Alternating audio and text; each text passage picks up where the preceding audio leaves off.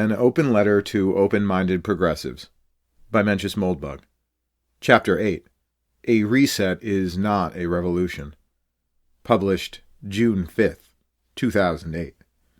So, dear open-minded progressive, in Chapter 7 we established who runs the world. You do. Or rather, people who agree with you do. Or, hopefully, people you used to agree with do. I can hope, right? In this chapter, we'll do a little more than hope. We'll also look at change. But first, let's nail down our terms. The great power center of 2008 is the cathedral. The cathedral has two parts, the accredited universities and the established press. The universities formulate public policy. The press guides public opinion. In other words, the universities make decisions for which the press manufactures consent. It's as simple as a punch in the mouth. The cathedral operates as the brain of a broader power structure, the polygon, or apparat, the permanent civil service. The apparat is the civil service proper, all non-military officials whose positions are immune to partisan politics, also known as democracy, plus all those formally outside the government whose goal is to influence or implement public policy, i.e. NGOs. There's a reason NGOs have to remind themselves that they're non-governmental.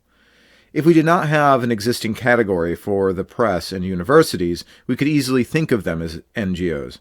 In particular, the system wherein journalists are nominally supervised by for-profit media corporations is purely historical. If the Times and its pseudo-competitors ever fail, as they may well, the responsibility of funding and organizing journalism will fall to the great foundations, who will certainly be happy to pick up the relatively small expense. I have blown a lot of pixels on the historical roots of the cathedral, but this 1-minute clip might tell you just as much. Hollywood supports New Deal and NERA. That, my dear open-minded progressive, is what we call a personality cult. No, that's not George W. Bush on the flag. If you don't recognize the eagle, he is this friendly fellow. And if you think there is anything ironic about the production from this movie, you're dead wrong. And in what secret speech was this cult denounced? It never has been. All mainstream thought in the United States, Democrat and Republican alike, descends in unbroken apostolic succession from the gigantic political machine of that man. The last of the FDR haters were purged by Buckley in the 50s. The cathedral connection, of course, is this. Today's cathedral is not a personality cult. It is not a political party. It is something far more elegant and involved. It is not even an organization in the conventional hierarchical sense of the word. It has no leader, no central committee, no nothing. It is a true peer-to-peer network, which makes it extraordinarily resilient. To even understand why it is so unanimous, why Harvard always agrees with Yale, which is always on the same page as Berkeley, which never picks any sort of fight with the New York Times, except of course to argue that it is not progressive enough, takes quite a bit of thinking. Yet, as the video shows us, the cathedral was born in the brutal hardball politics of the 20th century, and it is still best understood in 20th century terms. Most historians would agree that the 20th century started in 1914, much as the 60s denotes the period from 1965 to 1974, and I don't think it can be declared dead until this last great steel machine finally gums up and keels over. I'd be surprised if this happens before 2020, or after 2050. The 20th century prudently and definitively rejected the 19th century idea that government policy should be formulated by democratically elected representatives, whom you know and loathe as partisan politics. Unfortunately, at least in the United States and the Soviet Union, it replaced the fallacy of representative government with the far more insidious fallacy of scientific government. Government is not a science because it is impractical to construct controlled experiments in government. Uncontrolled or natural experiments are not science.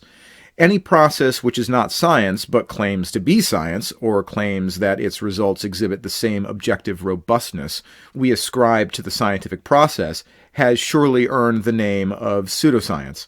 Thus, it is not at all excessive to describe 20th century public policy as a pseudoscience. A good sanity check is the disparity between its predictions and its achievements. Moreover, all the major 20th century regimes maintained and generally intensified the underlying mystery of Whig government, the principle of popular sovereignty. Even the Nazis acknowledged popular sovereignty. If the NSDAP had defined its leadership of Germany as a self-explaining proposition, it could have laid off Goebbels in 1933. Instead, it went to extraordinary lengths to capture and retain the support of the German masses, and most historians agree that, at least before the war, it succeeded.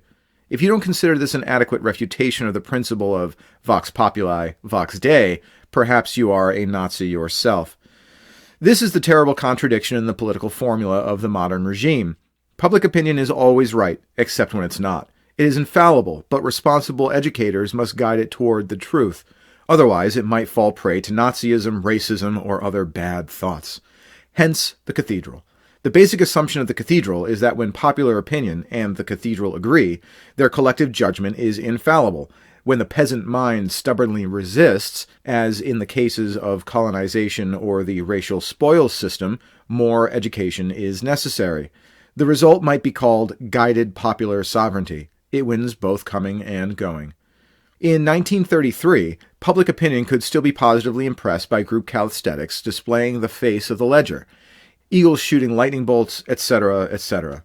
By today's standard, the public of 1933, both German and American, was a 7-year-old boy. Today's public is more of a 13-year-old girl, a smart, plucky, well-meaning girl, and guiding it demands a very different tone. You are not a 13-year-old girl, so how did you fall for this bizarre circus? How can any mature, intelligent, and educated person put their faith in this gigantic festival of phoniness? Think about it. You read the New York Times or similar on a regular basis. It tells you this, it tells you that. It reports that scientists say X, Y, or Z. And there is always a name at the top of the article.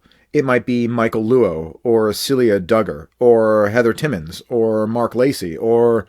The list is, of course, endless. Do you know Michael, or Celia, or Heather, or Mark? Are they your personal friends? How do you know that they aren't pulling your chain? How do you know that the impression you get from reading their stories is the same impression that you would have if you, personally, saw everything that Michael or Celia or Heather or Mark saw? Why in God's green earth do you see their stories as anything but an attempt to manipulate procedural outcomes by guiding you, dear citizen, to interpret the world in a certain way and deliver your vote accordingly? The answer is that you do not trust them personally. Bylines are not there for you. They are there for the journalists themselves. If the Times, like The Economist, lost its loyal bylines and attributed all its stories to a New York Times reporter, your faith would not change one iota. You trust Michael and Celia and Heather and Mark, in other words, because they are speaking, quite literally, ex cathedra. So you trust the institution, not the people. Very well. Let's repeat the question. What is it about the New York Times that you find trustworthy? The old black-letter logo, the motto. Suppose that instead of being reporters of the New York Times, Michael and Celia and Heather and Mark were cardinals of the one holy Catholic and Apostolic Church. Would this render them more credible, less credible, or about as credible? Suppose instead they were professors at Stanford University. Would this increase or decrease your trust?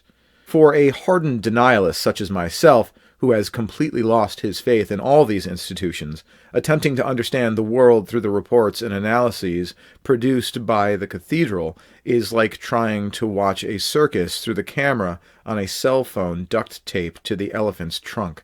It can be done, but it helps to have plenty of external perspective. And for anyone starting from a position of absolute faith in the cathedral, there is simply no other source of information against which to test it. You are certainly not going to discredit the Times or Stanford by reading the Times or going to Stanford, any more than you will learn about the historical Jesus by attending a Latin Mass. And, as a progressive, you are no more interested in prying into these questions than the average Catholic is in explaining what makes the Church one holy and apostolic.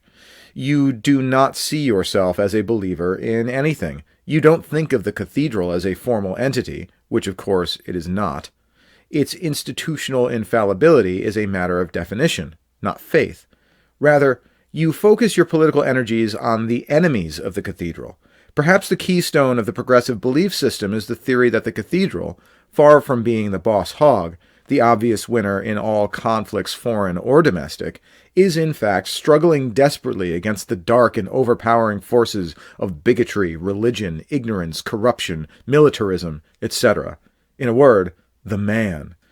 We met the man in Chapter 7, courtesy of Lincoln Steffens, whose enemies, in the form of Gilded Age blowhards such as Chauncey Depew, at least really existed and had real power. When C. Wright Mills wrote The Power Elite, their memory could at least be reasonably invoked. By the Chomsky era, the military corporate financial conspiracy was approaching the plausibility, if not the maliciousness, of its international Jewish counterpart. The 20th century's real power elite, of course, are Steffens, Mills, and Chomsky themselves. This is the classic propaganda trope in which resistance becomes oppression. Poland is always about to march into Germany. Every aggressive political or military operation in history has been painted, usually quite sincerely, by its supporters as an act of self-defense. In reality, active resistance to the cathedral is negligible. At most, there is the outer party, which is completely ineffective, if not counterproductive. More on this in a bit. The outer party can sometimes align itself with small acts of petty corruption, as in Tom DeLay's K Street project. This can hardly be described as a success. There are also phone-in operations such as Numbers USA, which attempt to mobilize the last remnants of unreconstructed public opinion. The cathedral, which fears the masses more than it has to, is often demure in revealing its power to just steam right over them, and so it is possible to achieve small victories, such as Number USA's in maintaining the status quo. Finally, the initiative process, ironically a relic of early progressivism itself, grants occasional laurels to a Howard Jarvis or Ward Connerly. But most resistance is of the passive, atomized, and internal sort. People simply tune out. If they are especially determined and wily, they may practice the Ketman of Czesław Miłosz. Or they believe, but they don't super-believe. They are the progressive version of Jack Mormons. Naturally, even these small, private apathies enrage the fanatical. Here is another inescapable contradiction. The average progressive, who is not open-minded, most people aren't, and is not reading this, cannot imagine even starting to perform the exercise of imagining a world in which his side is the overdog. Yet the very word progress implies that his cause in general tends to advance, not retreat, and history confirms this.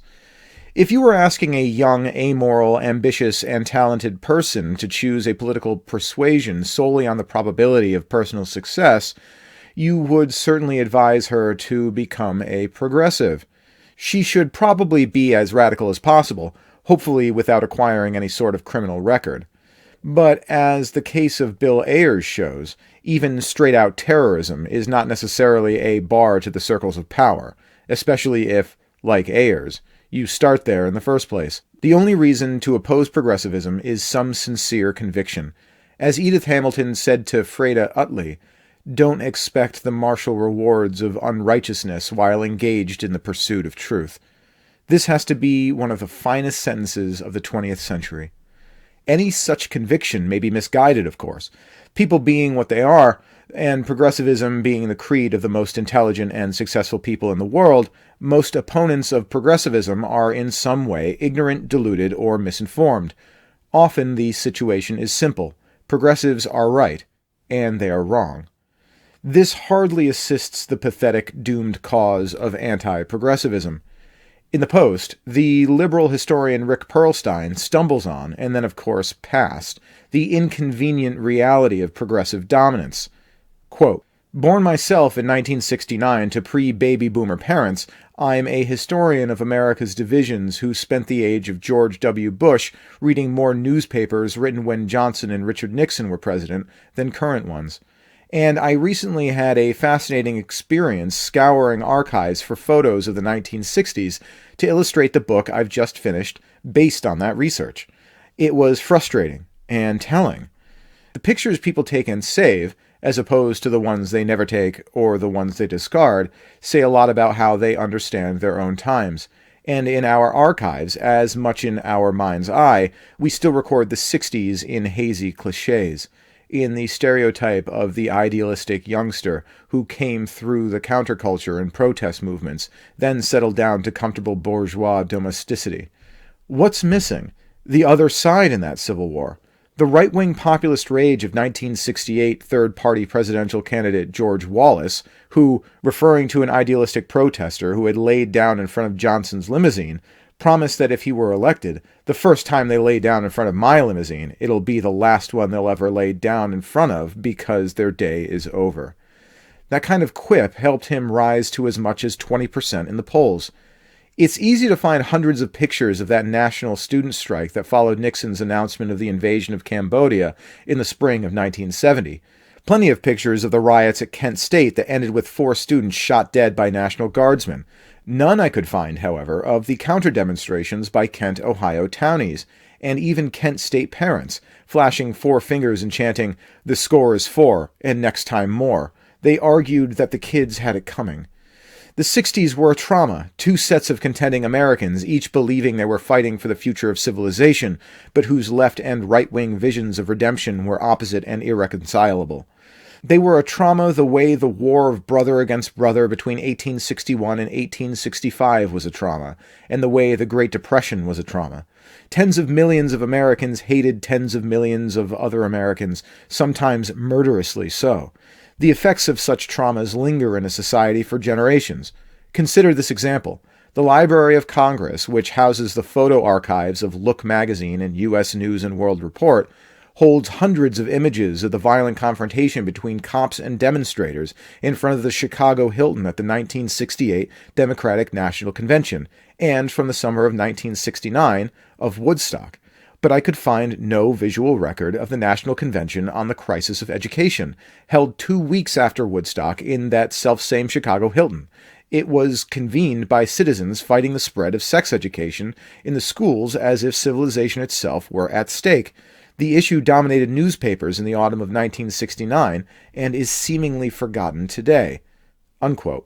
68 wasn't a trauma. It was a coup. It was a classic chimp throwdown in which, using tactics that were as violent as necessary, the new left displaced the old left from the positions of power. Up against the wall, motherfucker, this is a stick-up. Truer words were never spoken. The victory of Obama, a movement man to the core, represents the final defeat of the Stalinist wing of the American left by its Maoist wing. By Stalinist and Maoist, all I mean is that the New Deal was allied with Stalin, and the SDS was allied with Mao. These are not controversial assertions. But I digress. My point is that we can infer, by our inability to recognize any serious successor in 2008 of George Wallace, the anti-sex education movement, or the folks who thought that the National Guard's real mistake at Kent was that they failed to follow up the victory by fixing bayonets and charging, is that these reactionaries lost, and their progressive enemies won. Generally, in any conflict, only one side can claim victory. And if after the battle we see that one side still flourishes and the other has been so thoroughly crushed that it is not only non-existent, but actually forgotten, we sure know which is which. The great myth of the 60s is that the movement, somehow, failed.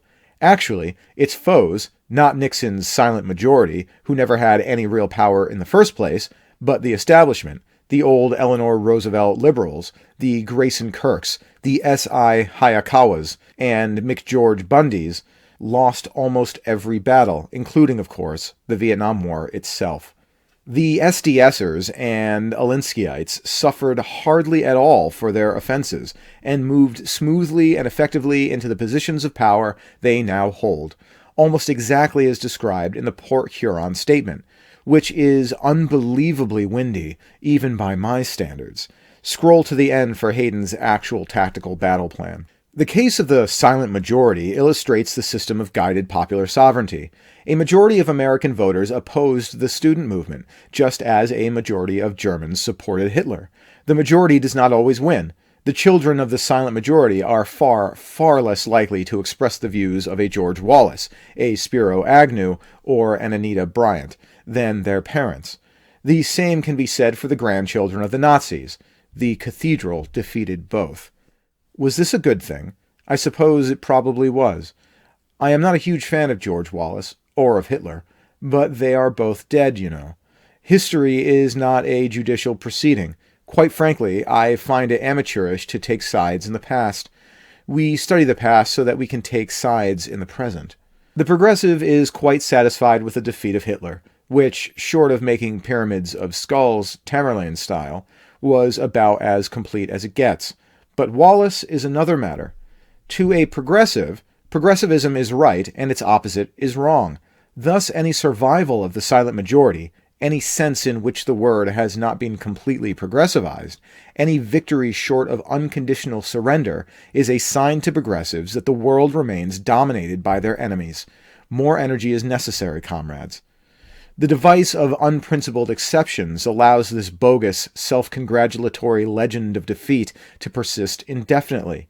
As we've seen, the progressive story can be tracked back centuries, and at every moment in its history it has existed in a society which has included reactionary power structures. For example, the concepts of property, corporations, national borders, marriage, armed forces, and so on are irredeemably unprogressive. Attacking on all these fronts simultaneously would result in nothing but defeat, real defeat. So the continued existence of these reactionary phenomena provides evidence that progressives are struggling against dark forces of titanic and unbound strength. You have to be a bit of a reactionary yourself to see the truth. These institutions are simply a matter of reality. So it is reality itself that progressivism attacks. Reality is the perfect enemy. It always fights back. It can never be defeated, and infinite energy can be expended in unsuccessfully resisting it. Thus, Condoleezza Rice, for example, can claim that America is only now becoming true to its principles. The Times disagrees. It claims that America is not yet there. Rather, it is treating its illegal immigrants unjustly. Is it just for America to prevent any human being from setting foot on its noble soil, or is no person illegal? The Times is silent on the question, but perhaps in a decade or two the answer will be revealed in our living Constitution. You see how cynical a response this great institution can expect from a carping denialist such as myself when it accuses some poor outer party shill of breaking the law. Anyway, I think I have gone far enough in describing the cathedral. It is basically a theocratic form of government, minus the literal theology. Its doctrines are not beliefs about the spirit world, but they rest no less on faith. I certainly cannot see any reason to believe that these people have delivered, are delivering, or will deliver government that is secure, responsible, and effective. I can see plenty of reasons to expect that, as the unprincipled exceptions rise to the surface and are carved away, things will get worse. In case you are still undecided on whether or not to support the cathedral, dear open-minded progressive, I offer you a simple test. The test is a little episode in ancient history. The name of the episode is Reconstruction. The question is, who is right about Reconstruction? Team A, Eric Foner, Stephen Budiansky, and John Hope Franklin? Or Team B, Charles Nordhoff, Daniel Henry Chamberlain, or John Burgess? For extra credit, throw William Salatin into the mix. Team B has an advantage in that their books are available in one click. They have another advantage. They actually lived through the events they described. Team A has an advantage in an extra century or so of scholarship and the vast marketing powers of the cathedral. You don't actually need to buy their books. Their ideas are everywhere. Budiansky's breathless first chapter is, however, online. Note that there are no factual matters in dispute. The choice is merely one of interpretation, and all the authors linked above are, by any reasonable historical standard, liberals. Who do you find more credible, Team A or Team B? As you'll see, you can hardly agree with both. If you get the same results from this experiment that I did, you may want to think about strategies for change. Change can be divided into two parts: capturing power and using it. My answers for how to use power will not change. I believe in secure, responsible, and effective government. This is not, in my humble opinion, a difficult problem. The difficult problem is how to get from here to there. Let's start by looking at some ineffective strategies. In my opinion, the most common error made by anti-progressive movements is to mimic the strategies of progressivism itself. The error is in assuming that the relationship between left and right is symmetric. As we've seen, it is not. The three main strategies for progressive success in the 20th century were violence, Gramscian or bureaucratic incrementalism, and Fabian or democratic incrementalism. As anti-progressive strategies, I don't believe that any of these approaches has any chance of success. As, at the very least, distractions, they are counterproductive. Revolutionary violence in the 20th century has such a strong track record that it's only natural for reactionaries to think of trying it. Furthermore, in Japan, Italy, and Germany, the 20th century has 3 cases of reactionary movements. Yes, I know Hitler did not claim to be a reactionary, but he was lying. Which achieved success through violence, for a while. Before their fascist movements rose to power, these countries all had one thing in common. They were monarchies. Is your country, dear reader, a monarchy? If not, I recommend strongly against any kind of reactionary violence, terrorism, civil disobedience, such as tax protesting, or any approach that even starts to smell of the above. Fascism was a reaction to communism, thus the word reactionary. It could exist because of one thing and one thing only, a political and especially judicial establishment that was fundamentally reactionary and willing to turn a blind eye toward anti-revolutionary thugs who used Bolshevik techniques against the Bolshevists themselves. Is your country, dear reader, equipped with a reactionary judicial establishment? Are you sure? Are you really sure? Because if not, I recommend strongly against, etc. In a world dominated by progressives, the fascist gate to power is closed, locked, welded shut, filled with 1,000 tons of concrete, and surrounded by starving cave bears.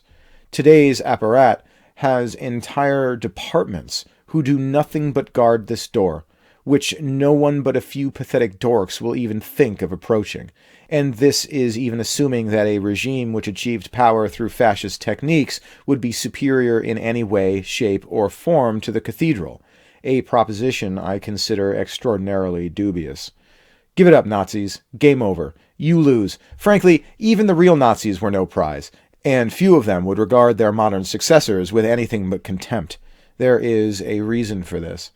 We continue to Gramscian incrementalism. This is not without its merits. It even has its successes. I think the most effective arm of the modern conservative movement, far and away, has been the Federalist Society. The Federalists are absolutely decent and principled. They have separated themselves as far as possible from the outer party, and they have had a real intellectual impact. Frankly, you could do a heck of a lot worse. On the other hand, it should not be necessary to join the cathedral to have an intellectual impact on it, and one day it won't be. And as an institutional power play rather than a platform for intellectualizing, the idea of Gramscian reaction is just silly. At best, the Federalists and their economic counterparts in the George Mason School might make the cathedral system work a little more efficiently. But the cathedral tends to be much better at assimilating them than they are at subverting it, an intention which, you'll note, few of them will admit to. Gramscian subversion works for a reason. The Gramscian progressive's real goal is power. In order to generate free energy which he can transmute into organizational power, he is ready to push his organization toward ineffective policies, which by virtue of their ineffectiveness are a permanent source of work for him and his friends. A Gramscian reactionary, working in the same organization as these people and nominally collaborating with them, is forced into one of two options: attacking the progressives and trying to destroy their jobs, which will result in his certain destruction, or finding a way to betray his own principles, which will result in a comfortable and permanent sinecure. There is little suspense in the decision. Ultimately, the Gramscian reactionary is in fact a Gramscian progressive. All he is doing is to create jobs for himself and his friends. The cathedral is happy to employ as many tame libertarians or conservatives as it can find. As LBJ used to put it, better to have them inside the tent pissing out. Hence the infamous cosmetarians. Perhaps if someone found a way to spread their dung on crops, they might have a reason to exist. We continue to Fabian incrementalism. You can see Glenn Reynolds endorse the Fabian strategy here. I'm afraid I still have a soft spot for Instapundit, who was perhaps my first introduction to the weird, scary world outside the cathedral, and a gentle and pleasant introduction it was. But frankly, Reynolds doesn't pretend to be anything but a lightweight, and I see no reason to waste much time on him. Fabian incrementalism means supporting either the outer party or a minor party such as the Libertarians. By definition, if you are going to take power using the democratic process, you have to support some party or other. There is an immediate problem with this. As we've seen, modern democracies do not allow politicians to formulate policy. It is a violation of their unwritten constitutions, and an unwritten constitution is just as hard to violate as a written one. Therefore, even when the outer party manages to win the election and gain power, what they find in their hands is more or less the same sort of power that the Queen of England has. My stepfather, a mid-level Washington insider who spent 20 years working as a staffer for Democratic senators, cavilled vigorously at the idea that the Democrats are the inner party and Republicans are the outer party. He pointed out that between 2000 and 2006, the Republicans held the presidency and both houses of Congress. I pointed out that he was actually underplaying his hand. During this period, Republican nominees also held a majority on the Supreme Court. By the 11th grade civics class separation of powers theory, this would have given the grand old party complete domination over North America. Without breaking a single law, they could have liquidated the State Department and transferred sole foreign policy responsibility to the Pentagon, packed the Supreme Court with televangelists, required that all universities receiving federal funds balance their appointments between pro-choice and pro-life professors, terminated all research in the areas of global warming, evolution, and sexual lubricants, etc., etc., etc.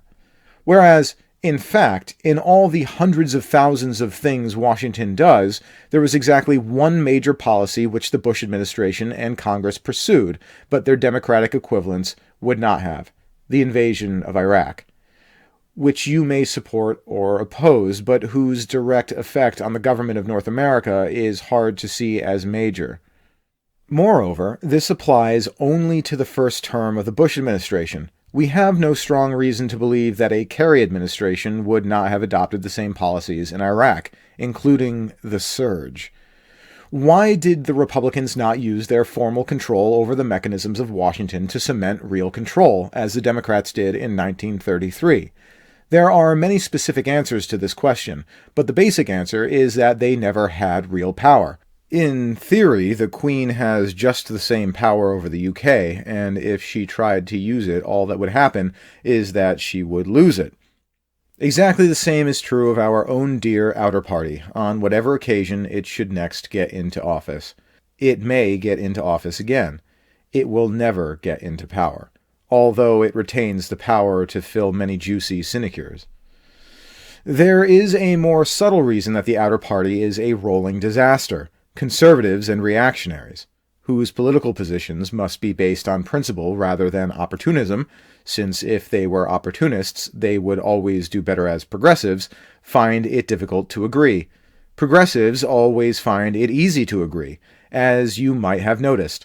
Their disputes are almost always over either tactics or personalities, almost never over principles. There is a reason for this. Thus, progressives have the advantage of spontaneous coordination, the glue that holds the cathedral together in the first place. Their formula is pas d'ennemi à gauche, pas d'amis à droite. And any unbiased observer must applaud at how smoothly they make it work. Their coalitions tend to hold, those of their enemies tend to fracture. Evil is stronger than good, because it is never worried or confused by scruples. Third, outer party politicians who achieve any success are constantly tempted to succeed even more by replacing their principles with progressive ones and allying with progressives. Since this alliance enables them to outcompete their principled competitors with ease, it takes a very determined figure to avoid it. In the ancient grinning carapace of Senator McCain, this strategy has surely been pushed to its furthest possible extent, or at least one would think. Then again, one would have thought the same of the original compassionate conservative. We can see a more extreme version of this in the pathetic gyrations of one of the outer parties, the Lew Rockwell libertarians, skewered with deadly aim at VDARE and roasted to a fine crisp at VFR. I don't really agree with the details of Auster's analysis of libertarianism, here is mine, but our conclusion is the same. The problem with libertarianism is that libertarianism is a form of Whiggery, and the first Whig was the devil. Furthermore, this idea of presenting Dr. Paul, who so far as I can tell is nothing but a profoundly decent old man, as some kind of public intellectual, and putting his name on blatantly ghost-written books, reeks of 20th century politics. Fourth, there is another way to succeed in the outer party. This might be called the Huckabee Plan. On the Huckabee Plan, you succeed by being as stupid as possible. Not only does this attract a surprising number of voters, who may be just as stupid, or even stupider, as the outer party's base is not exactly the cream of the crop, it also attracts the attention of the cathedral, whose favorite sport is to promote the worst plausible outer party candidates.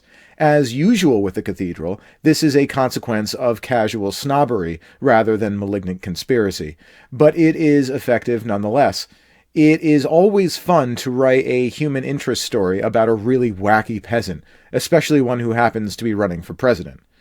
And fifth, the very existence and activity of the outer party, this profoundly phony and thoroughly ineffective pseudo-alternative, is far and away the greatest motivator for the inter-party activists, who believe it is a monstrous danger to their entire world. Don't say they don't believe this. I believed in the right-wing menace, the Regs Javar, as it were, for the first quarter-century of my life. Without the outer party, the cathedral system is instantly recognizable as exactly what it is, a one-party state. You'll note that when the Soviet Union collapsed, it wasn't because someone organized an opposition party and started winning in their fake elections. In fact, many of the later communist states, such as Poland and China, maintained bogus opposition parties for exactly the same reason we have an outer party, to make the people's democracy look like an actual 19th century political contest. Without the outer party, the legions of inter-party youth activists we see all over the place are exactly what they appear to be: Komsomol members. They are young, ambitious people who serve the state to get ahead. In fact, often their goal is not to get ahead, but just to get laid. Once it is clear that the inner party is just the government, all the fun disappears from this enterprise. There are other ways to get laid, most of them less boring and bureaucratic. If the Republicans could somehow dissolve themselves permanently and irrevocably, it would be the most brutal blow ever struck against the Democrats. It would make Obi-Wan Kenobi look like Chad Vader. As I'll explain, passive resistance is not your only option, but it is 1,000 million times better than outer party activism. Do not support the outer party. Face it, political democracy in the United States is dead. It died on March 4th, 1933, when the following words were uttered, quote, "But in the event that Congress shall fail to take one of these two courses, and in the event that the national emergency is still critical, I shall not evade the clear course of duty that will then confront me. I shall ask the Congress for the one remaining instrument to meet the crisis, broad executive power, to wage a war against the emergency, as great as the power that would be given to me if we were in fact invaded by a foreign foe." Unquote. FDR is often credited with preserving democracy. He preserved democracy in about the same way that the Russians preserved Lenin. More precisely, it was his opponents who preserved the pickled corpse of democracy, when again and again FDR made these kinds of crude threats and they failed to call his bluff.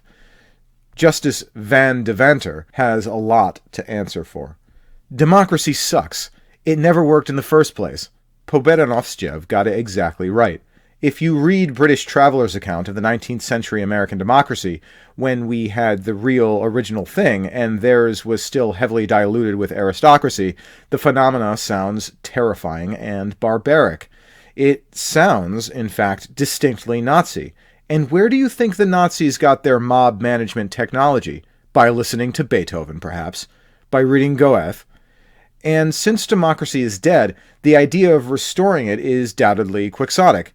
If you have to pick up something dead to restore, at least find something that everyone understands is dead. It would actually be much easier, and certainly far more productive, to restore the Stuarts. For example, the British writer Richard North, who is not a porn star, but the proprietor of EU Referendum, perhaps the world's best blog on the reality of government today, has a fine two-part essay on the failure of the Eurosceptic movement. That is, the movement to rescue the UK from assimilation into the curiously Soviet-like and thoroughly undemocratic EU. What astounds Dr. North so much is that no one seems to care. All the strum and drang of the 19th century, all the democratic foofara and jingoism and the socialism and all the rest, and the British people are letting it all just be sucked away into a creepy-looking building in Belgium, from which all important decisions are handed down by transnational bureaucrats who could sign on as extras in Brazil too without the cost and inconvenience of a baby mask. And it's not just the US. I mean, good Lord, Ireland. All the ink that was shed over home rule. All the blood, too. The unquenchable Celtic passion of the fiery, irrepressible Celt. And they can scarcely be bothered to give a tinker's damn whether they are governed from Dublin or from Brussels. What in the world can be going on? What is going on is that the voters of both Britain and Ireland, though they may not know it consciously, are perfectly aware of the game. As anyone who has read the Crossman Diaries knows, their politicians handed off power to faceless bureaucrats a long, long time ago, just as ours did. The only real question is what city and office building their faceless bureaucrats work in, and what nationality they are, and why should it possibly matter? So Dr. North concludes his entire well-reasoned discussion with this pathetic cri de coeur. Quote, "To achieve that happy outcome, though, we have to answer the question that the elites have been evading ever since they decided to take refuge in the arms of Europe. What is Britain's role in the world? On reflection, I have come to the view that it is the failure to address this question which has given rise to many of the ills in our society. As have our politicians internalized, so has the population. Lacking, if you like, a higher calling, the sense that there is something more to our nation than the pursuit of comfort, prosperity, and a plasma television in the corner. We too have become self-obsessed, inward-looking, and selfish. In effect, therefore, we are looking for the vision thing, a sense of purpose as a nation, a uniting ethos which will restore our sense of pride and reinforce our national identity, which the EU has been so assiduously undermining." Unquote. What bland shite! Dr. North, here's a modest proposal for your national identity. I suggest a Stuart restoration in an independent England. Through some beautiful twist of fate, the Stuart succession has become entangled with the House of Liechtenstein, who just happened to be the last working royal family in Europe. The father-son team of Hans Adam II and hereditary Prince Alois are not decorative abstractions. They are effectively the CEOs of Liechtenstein, which is a small country, but a real one nonetheless. As you'll see if you read the links, the last reform in Liechtenstein actually increased the royal executive power. Take that, 20th century. And Prince Alois's son, 13-year-old Prince Joseph Wenzel, just happens to be the legitimate heir to the Stuart throne, illegally overthrown in a coup based on the notorious warming pan legend. Therefore, the structure of a restoration is obvious. The Hanoverians have failed. They have become decorative pseudo-monarchs, and as for the system of government that has grown up under them, it makes Richard Cromwell look like a smashing success. Restore the Stuarts under King Joseph I, with Prince Alois as regent, and the problem is solved. Unrealistic? Au contraire, mon frère. What is unrealistic is a sense of purpose as a nation, a uniting ethos which will restore our sense of pride. Frankly, England does not deserve pride. It has gone to the dogs, and that may be an insult to dogs. If England is to restore its sense of pride, it needs to start with its sense of shame, and the first thing it should be ashamed of is the pathetic excuse for a government that afflicts it at present, and will afflict it for the indefinite future until something drastic is done. For example, according to official statistics, between 1900 and 1992, the crime rate in Great Britain, indictable offenses per capita known to the police, increased by a factor of 46. That's not 46%. Oh no, that's 4,600%. Many of the offenders having been imported specially to make England brighter and more colorful. This isn't a government. It's a crime syndicate. Ideally, a Stuart restoration would happen on much the same condition as the restoration of Charles II, except perhaps with an extra caveat, a total lustration of the present administration. It has not partly sort of kind of maybe failed. It has failed utterly, irrevocably, disastrously, and terminally. Therefore, the entire present regime, politicians and civil servants, and quangrocrats and all, except for essential security and technical personnel, should be retired on full pay and barred from any future official employment. Why pick nits? The private sector is full of competent managers. You can import them from America if you need. Don't make the mistake of trying to sweep out the Augean stables. Just apply the river. If a concession must be made to modern mores, however, I think this time around there is no need to hang any corpses. In order to make a Stuart restoration happen, Dr. North, you have to accomplish one of the following two things. You either need to persuade a majority of the population of England, or Great Britain if you prefer, but England as a historical jurisdiction without a present government is quite an appealing target, that it needs to happen, or you need to persuade the British Army that it needs to happen. The former is preferable, the latter is dangerous, but hardly unprecedented. Frankly, the present situation is dangerous as well. Neither of these options involves any of the following acts: starting a new political party, recruiting a paramilitary fascist skinhead stormtrooper brigade, or engaging in eternal debates about the politics and procedures of the restored polity. All of these are crucial, but the third especially. Note the differences between organizing a royal restoration and organizing a democratic revival. The latter, simply because of the open landscape of power it must create, offers an infinite plane across which an arbitrary oil slick of random crackpot ideas can spread out indefinitely, creating a movement with less cohesion than the average pubic hair. See under UKIP. The former is a single decision. It is far less complicated than voting. Either you want to restore the rightful King of England, or you'd rather take your chances with the faceless bureaucrats. Either you're a neo-Jacobite, or you are not. There are no factions, parties, personality conflicts, etc., etc. What will the New England look like? You don't even have to think about it. It is not your job to think about it. It is Prince Regent Alois's job. The miracle of absolute monarchy, Stuart style. If he runs the place a quarter as well as he runs Vaduz, if he can get the crime rate per 100,000 back down to 2.4 from 109.4, historians will be kissing his ass for the next 4 centuries. Perhaps he can get Lee Kuan Yew in as a consultant. You have many difficulties in making a Stuart restoration happen, but perhaps the greatest is that most Englishmen simply have no idea what living in a completely governed country would be like. Liechtenstein, while quite well run, is too small to serve as an illustration. Singapore is definitely a better bet. Here is a speech made last year by Lee Hsien Loong, who just happens to be the son of Lee Kuan Yew. Read this speech, obviously composed by Prime Minister Lee himself. It certainly does not betray the speechwriter's art. And imagine living in a country in which the chief administrator talks to the residents in a normal voice as if speaking to grown-ups. Yes, men and women of England, this is what American-style democracy has deprived you of. We're sorry. We promise we won't do it again. This sort of transition in government is what here at UR we call a reset. It's just like rebooting your computer, when for some reason it gets skunked up and seems to be running slowly. Are you interested in debugging it? Would you like to activate the kernel console, perhaps look at the thread table, check out some registers, see what the virtual memory is doing? Is a bear Catholic? Does the Pope... Anyway.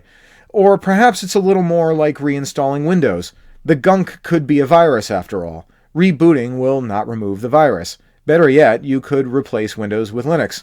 That way, you won't just get the same virus right away again. I think a Stuart restoration in England is about as close as it comes to replacing Windows with Linux. There are three basic principles to any reset. First, the existing government must be thoroughly lustrated. There is certainly no need for individual purges, McCarthy style, or for Fragebogen and Persilschein a la 1945.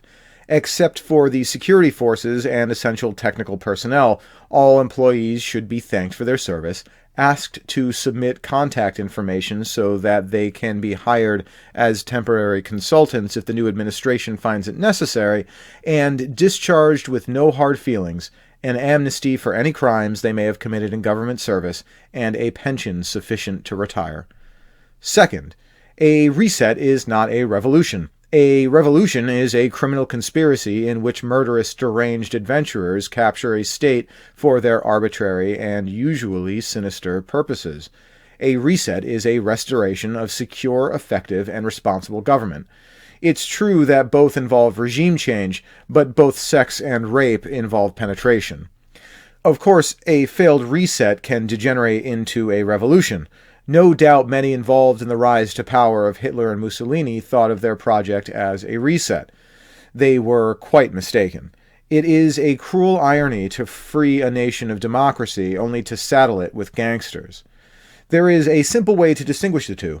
Just as the new permanent government must not retain employees of the old government, it must not employ or reward anyone involved in bringing the reset about. A successful reset may involve an interim administration, which does have personal continuity with the reset effort, but if so, this regime must be discarded as thoroughly as the old regime. This policy eliminates all meretricious motivations. Third, and most important, a reset must happen in a single step. It is not a gradual effort in which a new party builds support by incrementally moving into positions of responsibility, as the Labour Party did in the 20th century. As we've seen, this Fabian approach only works from right to left. The only way for a reactionary movement to acquire power incrementally is to soil itself by participating in political democracy, a form of government it despises as much as any sensible person. Besides, since there is no such thing as a partial reset, there are no meaningful incremental policies that resetters can support. You can restore the Stuarts or not restore the Stuarts, but you can't restore 36% of the Stuarts. A reset is the result of a single successful operation. Ideally, the old regime simply concedes peacefully and of its own free will that it has lost the confidence of the people, and obeys all legal niceties in conveying full executive power to the new administration. This is more or less the way the Soviet satellites collapsed, for example. It can get more complicated than this, but not much more complicated. Whatever is done, there should be no security vacuum, and certainly no actual fighting. Real reactionaries don't go off half-cocked. There is a simple way to execute a reset without falling into the dead-end trap of politics, and without the assistance of the military. Conduct your own election. Enroll supporters directly over the internet, verifying their identity as voters. Once you have a solid and unquestionable majority, form an interim administration and request the transfer of government. And it will happen. You may not even need an absolute majority. The modern regime is quite immune to politics, but it is tremendously sensitive to public opinion. It cannot afford to be disliked. Like every bully, it is a great coward, especially if it is given a comfortable way out. Thus, the amnesty and the pension. If you have your majority and still the regime does not concede, this, and only this, is the time to turn to the official elections. The truth about the people who work for government is that, in general, they despise it. They are demoralized and disillusioned. They have slightly more excitement and energy than your average Stasi employee circa 1988, but not much. Working for the government in 1938 was incredible, unbelievable fun. Working for the government in 2008 is soul-destroying. If you gave the entire civil service an opportunity to retire tomorrow on full pay, 9 out of 10 would take it and lick your hand like golden retrievers for the offer.